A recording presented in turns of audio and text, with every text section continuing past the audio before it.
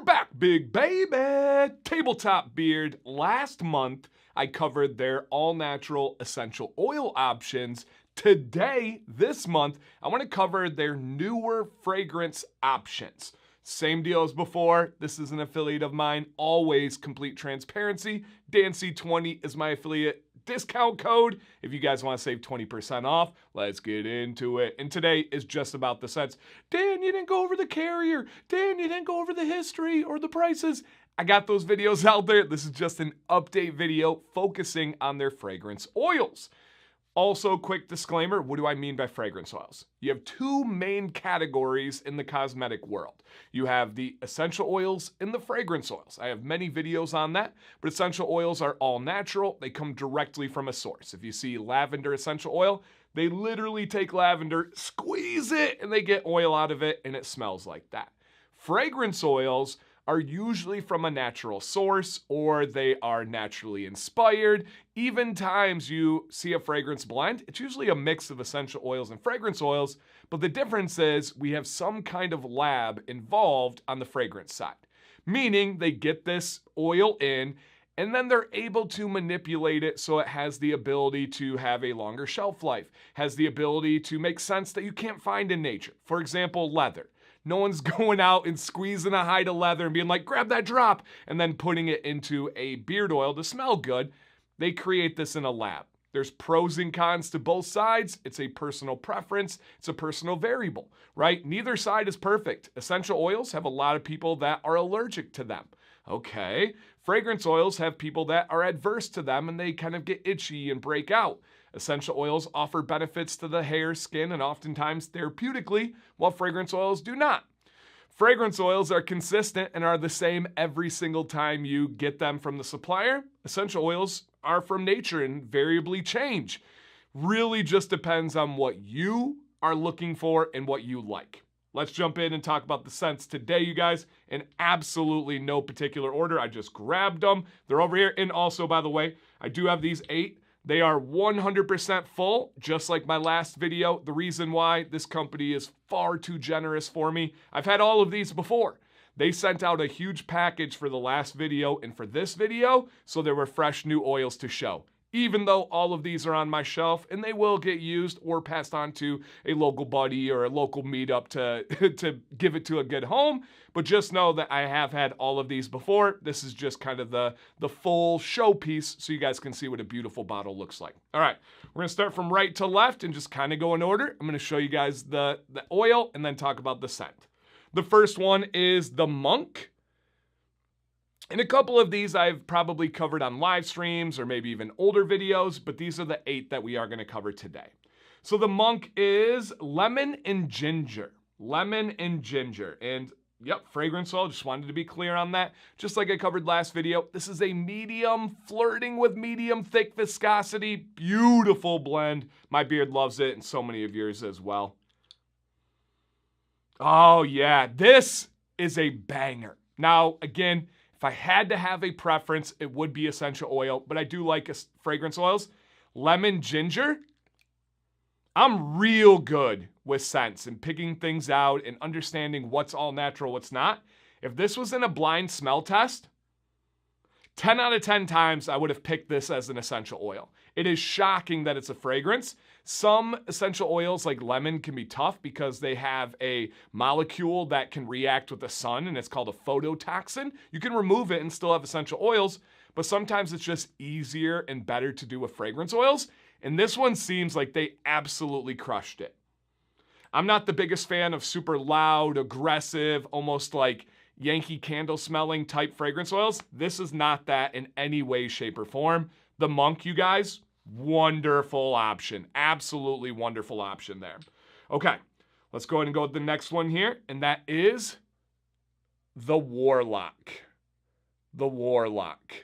And our scent profile is chocolate, cherry, and a touch of dark magic. Chocolate, cherry, touch of dark magic. Oh yeah.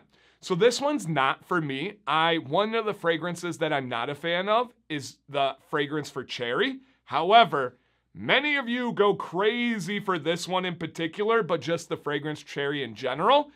I don't know if I had some trauma as a child with something with it, but I just don't rock myself personally with it. But if you like the smell of cherry, if you enjoy that, this is you all day.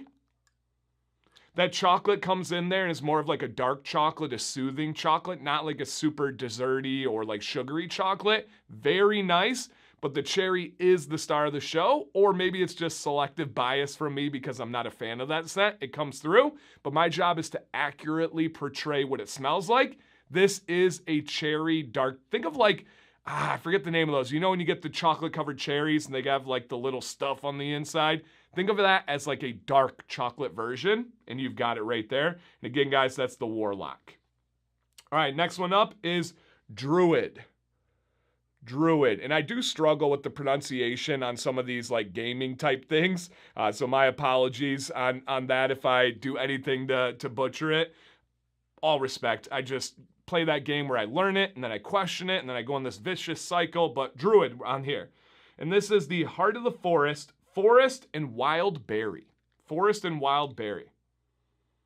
Yeah, it's very much a berry scent. It is not a citrus. It is not a pine. It is not like fresh. It's berry. And for me, and I don't know if this is accurate, it's just the way I describe the difference of like a citrus and a berry. For me, a berry smells dry. A berry smells like it's kind of punchy, right? And just like, whoo, oh yeah, berry. Whereas citrus is like you can almost smell the juiciness. You can almost smell like opening up an orange and then psh, like that to me is the citrus. The berry's a much more crisp, dry scent. Now some of you are like, how are you describing things as like wet and dry? I don't know. It's just where my brain goes, and maybe it's my ADHD and neurodivergentness, but I have a feeling some of you can relate. And so this one, if you like a berry scent, with some of that foresty background. It's not earthy, it's not pine, it's not cedar. It just has like it really is like a foresty scent, but it's a berry scent through and through. I like this one. I really do like this one. All right, the next one is the Brawler. One of my favorite labels and artwork for them. I think that gold on the label pops. I think that art is fantastic. I mentioned it last month. None of this is AI. They have their own artist that makes all of these. Class, absolute class. And this is Oatmeal Stout. Oatmeal Stout. Yeah, and this one is also not for me. It kind of flirts with the relaxing kind of like milk and oats kind of nighttime honey type scent, but the stout does come in. You do get a resemblance of like a drink. I don't smell like glaring alcohol or anything, but it is kind of, we're speaking of the world, it's more of like your baked good, but also in a drink type package. If you like the smell of an oatmeal stout, I promise you this is going to be one for you. It's just not one that I really enjoy. All right, the next one up is the Sorcerer. They crush it on their appearance and on their labels. Absolutely crush it. And this is Cosmic Cotton Candy. Yep, I remember when this one launched. And it's, believe it or not, one of their lighter fragrance options. One of the lighter ones. It's bright. It is sweet. It is wrapped up in kind of a cologne world to me, and I enjoy it. It's not a love like some of the other ones. It's not a hate like some of the other ones. It's kind of like a subtle, brighter note. If you want to have just a little bit of a pop for the day, that's a really good option. 3 more, guys. Next one is Necromancer. Necromancer. Love their theme so much and how hard they commit to it. Necromancer is Graveside Lavender. Ooh. Yep. And it really, it's an earthy lavender. I love lavender. It's one of the most relaxing scents for me. It's not one of their bright or their more like loud notes in this one. Calming, relaxing to me. This is more of a nighttime scent, but which kind of fits, I guess, with the theming. Nailed it. All right, 2 more, guys. And this one is, oh my gosh, this is one of the words I struggle with. Don't do this to me, guys. And it's the Artificer. Artificer? Oh man, I know. You guys can help me in the chat. Just don't be mean to me in the comments. Artificer, I look this one up every single time, and then the second I start filming, I lose it. That's my best one. It's just one of those weird ones, guys. And this one is Clockwork Cologne. Clockwork Cologne. I remember when this was launched too. Love working with this company. Yeah, this is a nice man's cologne. It's not an aquatic cologne. It's not a soapy cologne. This is a manly, kind of musky cologne. Yep, it's dry, it's musky, it's manly, it's hearty. If you like just a good classic manly cologne, that's your option right there. That's by far the most cologne-y scent that we have. And then Chaos Mage.